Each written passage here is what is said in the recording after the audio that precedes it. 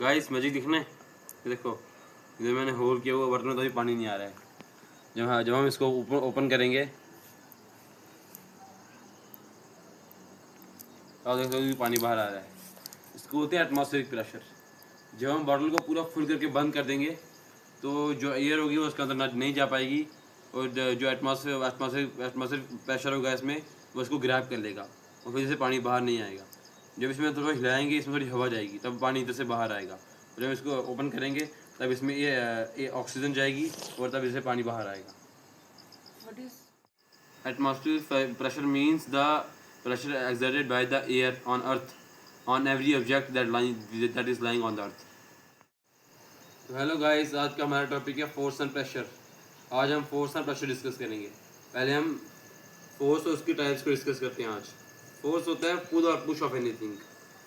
जब हम किसी चीज़ को पुल करते हैं तो हम उससे फोर्स अप्लाई कर रहे हैं, तो वो चीज़ अपनी या फिर अपनी शेप चेंज कर रही है, या फिर अपनी स्टेट चेंज कर रही है, या फिर अपनी जगह से हिल रही है।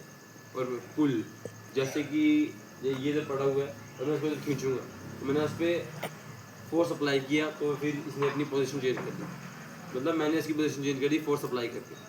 और फोर्स दो टाइप्स की होती है, कॉन्टैक्ट फोर्स और नॉन कॉन्टैक्ट फोर्स। पहले डिस्कस करते हैं contact force.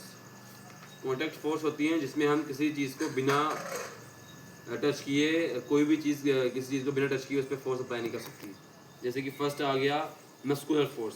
Muscular force means जब हम किसी भी चीज़ पे अपने खुद, जैसे कि मैंने इस पर हाथ लगाया, ये तो हल्का है, कोई भारी चीज़, जैसे ये भारी चीज़ है, मैंने इसको खींचा तो मेरे जो मसल्स है वो फोर्स जनरेट करेंगे, और इसको बोलते हैं मस्कुलर फोर्स। जो मतलब हमारे मसल्स जो फोर्स जनरेट करते हैं उसको बोलते हैं मस्कुलर फोर्स।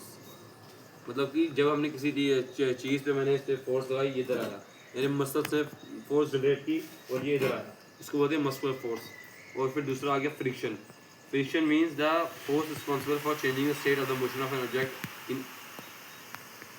ऐसी फोर्स जो रिस्पॉन्सिबल होती है किसी चीज़ का स्टेट या मोशन चेंज करने के लिए। जैसे मैं वहाँ से भाग के आऊँगा, ये जैसे ये कोई चीज़ जैसे भाग के आ रही है, वो मेरे साथ टकरा गई, कोई चीज़ मेरे साथ टकरा गई, उसने अपना मोशन चेंज कर लिया, स्टेट चेंज कर लिया। जैसे ये सीधे जा रही थी, इसने मेरे साथ टकरा के इधर से अपना मोशन या स्टेट चेंज कर लिया, उसको बोलते हैं फ्रिक्शन। वो फोर्स जो किसी चीज़ की मोशन या स्टेट चेंज करने के लिए रिस्पॉन्सिबल होती है। और थर्ड हमारा आ जाता है, और उसके बाद इसकी दो ही टाइप्स हैं, और उसके बाद हमारा आता है नॉन कॉन्टैक्ट फोर्स।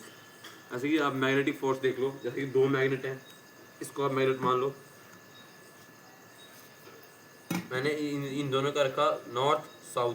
अब ये दोनों अट्रैक्ट करेंगे दूसरे को, लेकिन जब मैंने इसका रखा साउथ साउथ, मैं इसको आगे लेके जाऊंगा, ये रेपेल करेंगे, और हम बिना किसी चीज़ को टच किए उसको मूव कर पा रहे हैं, उसको बोलते हैं नॉन कॉन्टैक्ट फोर्स।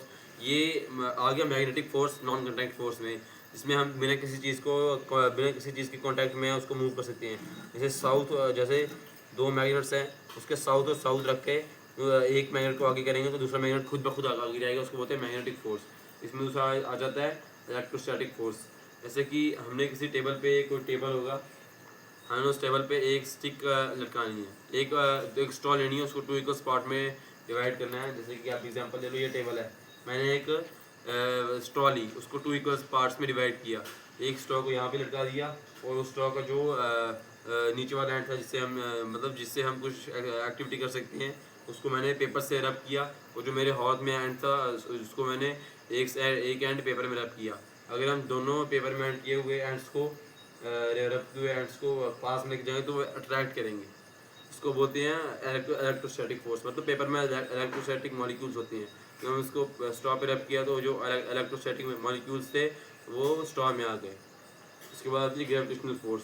जैसे कि हमारी अर्थ में ग्रेविटी है, ऐसी फोर्स जो किसी भी चीज़ को नीचे खींचने के लिए रिस्पॉन्सिबल होती है। जैसे इसकी एक ही एग्जाम्पल हो सकती है, मतलब कि हमारे हाथ पे जो ग्रेविटी है, वो जो कोई भी चीज़ अगर मैं हवा में जब मारूँ तो ग्रेविटी मुझे नीचे खींचेगी, तो उसको बोलते हैं ग्रेविटेशनल फोर्स। जो फोर्स हमें ऊपर, मतलब हम हवा में तो रह नहीं सकते, क्यों नहीं रह सकते, क्योंकि हमारे अर्थ पे ग्रेविटी है।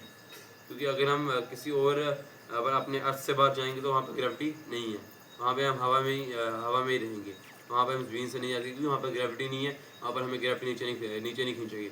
अगर हम जंप करेंगे तो हम हवा में ही रहेंगे, इसको बोलते हैं ग्रेविटेशनल फोर्स। उसके बस आज की हमारी वीडियो यहीं समाप्त होती है। अगली नेक्स्ट वीडियो में हम डिस्कस करेंगे प्रेशर।